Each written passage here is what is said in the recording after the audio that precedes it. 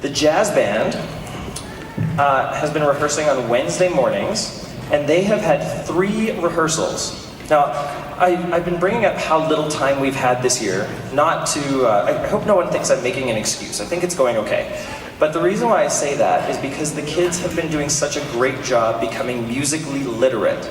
They're learning how to read, they're learning how to count, they're learning how to play together as a group. And why that's so important is these bands are able to put things together in a shorter amount of time than any other band that I've ever had the pleasure of working with in the past. Because they're able to read and play together so well, we can take something like this first piece of music called A Blues to Grow On. And I'll be honest, it sounded really great the very first day we played it.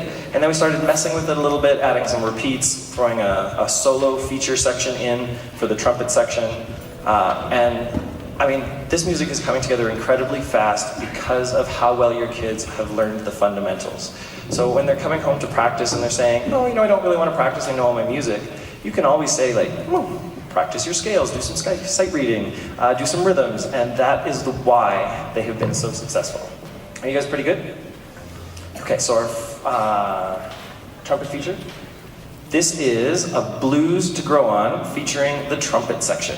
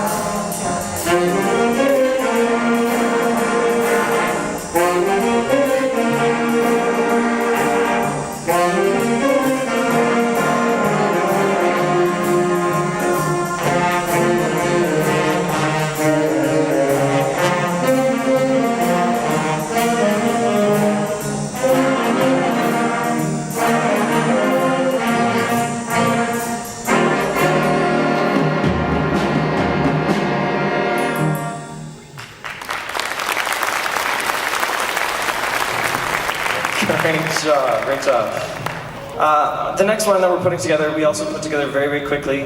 Some of the band was familiar with it. It's a tune called Sunny Moon for Two, and we're actually going to feature 3 individual soloists on this one.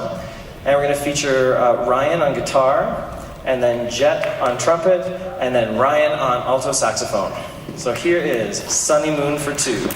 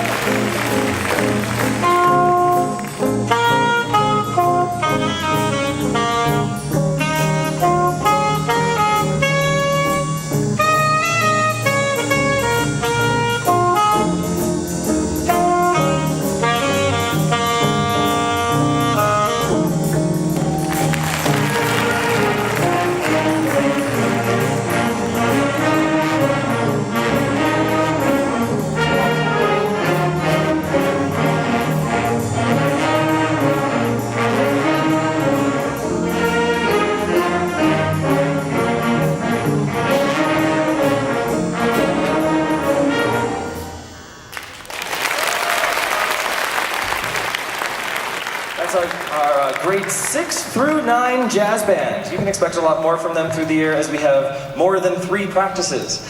Now, one of the things that I wanted to talk about tonight that I think is really cool that we're doing at Tom Baines this year, and you've noticed that at the beginning of each of the grade 8 and 9 bands, and soon we'll be starting it with the grade 7 band, is we've been talking about the musical leadership team. These people have been, they volunteered after being nominated by their peers to help the band grow and to be more successful. They started learning how to run sectionals, take care of the people in their section, and help show their peers how to be responsible for each other. Every Wednesday, this group of people meets with me in the band room, and they're studying a program that emphasizes the 4 facets of something called Transformational Leadership. They each show strength in at least one of these areas already, and they're learning more at each meeting to develop the skills to inspire those around them. The 4 facets of leadership, as you see on the board, are inspirational motivation, which is developing their own skills to inspire others to keep up. Not that it's competitive, but it's not competitive. Intellectual stimulation, which is asking good questions, being thoughtful and insightful, and looking at the bigger picture to figure out why we do the things we do, not just what is it that we do.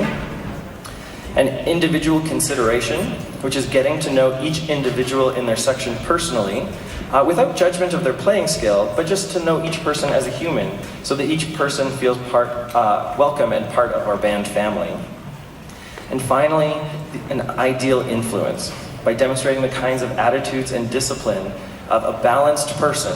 They act intentionally as a role model in a variety of situations. These are the 4 facets of something called transformational leadership. And when you see CEOs and principals and people in leadership positions, even managers, all the way down to the person who works in the desk beside you, when people show these kinds of traits, it makes everybody around them better. And so we're being really intentional about how we learn how to use those skills and those attitudes and those behaviors to help our band grow. I can tell you, since we started that program a couple of weeks ago, I have never seen the kids happier to come to band, happier to practice, happier to work together, and achieving so much in such a short time.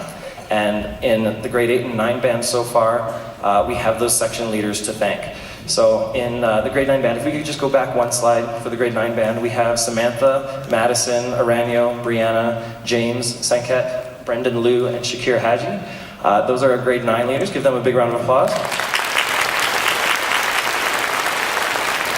And Ms. Bartlett, you're welcome to yell at me later if we could go all the way back to grade 8 band at the very beginning, because I'd like to recognize them as well.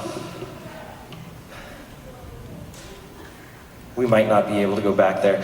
Grade 8 band, you're all up there, right? If you're one of the section leaders, would you stand up and wave to us? Look at how many of them there are. They're really wonderful. That's Kira, Jode, Windsor, Chloe, Shivani, Ryan, Tiffany, Jet, Dennis, Maya, and Unsu. And those people have made an enormous difference in our music program. Grade 7s, we're going to be starting a program for you in after winter break. And so if you're interested in doing that, I want you to start thinking about what it means to be a leader in our school. This is going to be an amazing program that's going to help you get better and help all of your friends get better too.